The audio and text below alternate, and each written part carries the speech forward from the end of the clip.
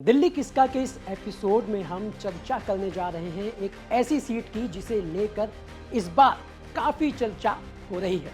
चर्चा इस बात को लेकर है कि जिस शिक्षा क्रांति के दम पर आम आदमी पार्टी हर चुनाव लड़ती है, जिस शिक्षा क्रांति का जनक आम आदमी पार्टी मनीष सिसोदिया को बताती है, उस आम आदमी पार्टी ने आखिरकार मनीष सिसोदिया की सीट क्यों बदली।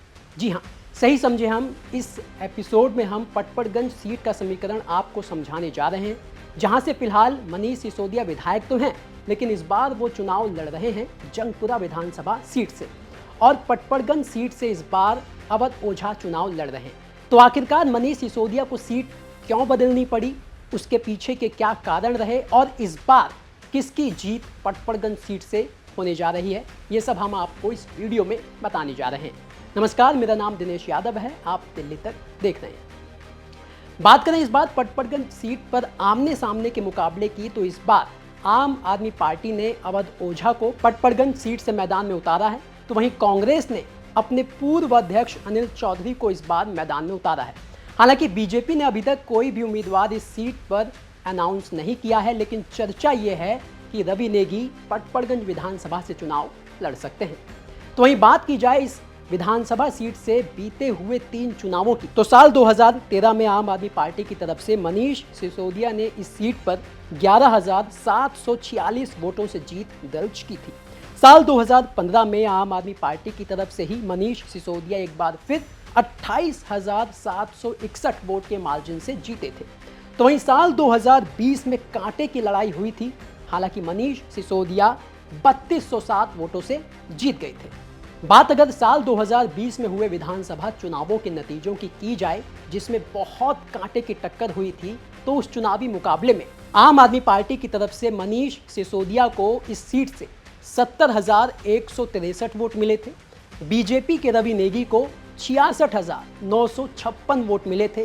तो वहीं कांग्रेस की तरफ से लक्ष्मण रावत चुनाव लड़ रहे थे और उन्हें सिर्फ 2,802 वोट मिले थे। तो पिछले 3 चुनावों से पटपड़गंज सीट पर आम आदमी पार्टी की झाड़ू चल रही है, लेकिन साल 2020 में कांटे का मुकाबला हुआ था, या यूं कह लीजिए कि मनीष सिसोदिया की सांसें अटक गई थी और आखिरी चरण में मनीष सिसोदिया जैसे तैसे करके सिर्फ 3200 वोटों से चुनाव जीत पाए थे। लेकिन सवाल यह है कि इस बार कौन जीतेगा।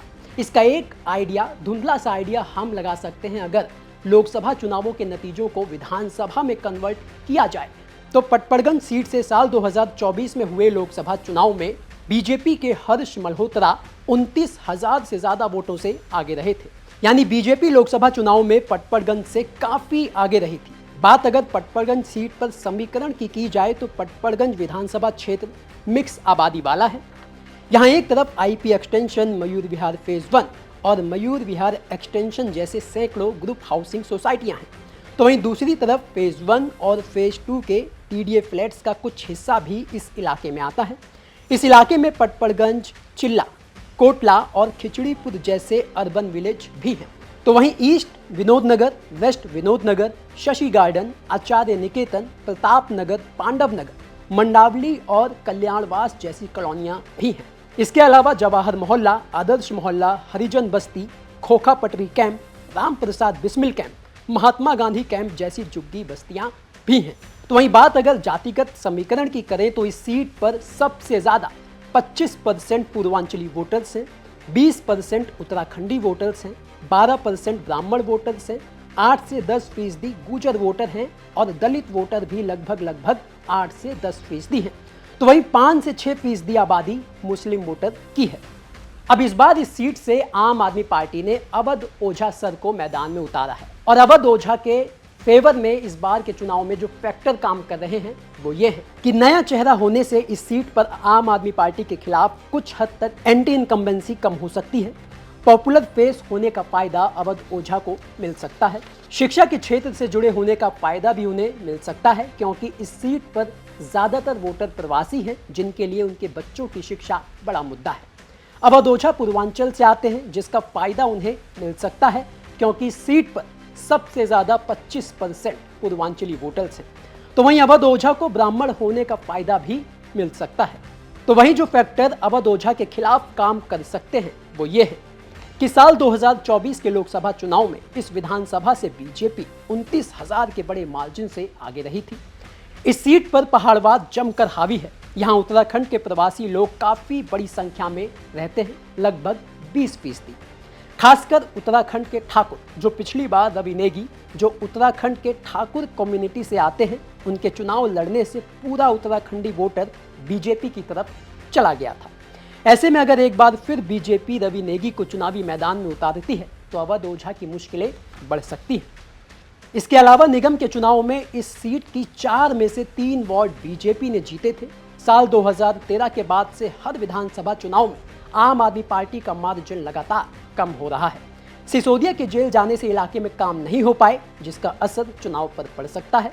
पिछली बार सिसोदिया के सामने कोई हैवीवेट कैंडिडेट नहीं था, उसके बावजूद चुनाव फंस गया था। लेकिन इस बार ओझा के सामने हैवीवेट कैंडिडेट है। कांग्रेस को पिछले चुनाव में इस सीट से कुल 2,802 वोट मिले थे और अगर इस बार कांग्रेस थोड़ा भी बेहतर प्रदर्शन करती है तो ओझा सर बड़ी मुश्किल में फंस सकते हैं। तो कुल मिलाकर इस बार भी पटपड़गंज विधानसभा सीट पर मुकाबला काफी कांटे का होने वाला है। अब जनता किसे जिताएगी ये तो देखने वाली बात होगी, लेकिन ये वीडियो आपको कैसा लगा वो आप जरूर बताइएगा और ये भी बताइएगा कि आखिर पटपड़गंज विधानसभा सीट कौन जीत सकता है। ऐसे ही एक एक सीट का समीकरण हम आपके सामने इस शो के जरिए लाते रहेंगे। बहुत बहुत धन्यवाद।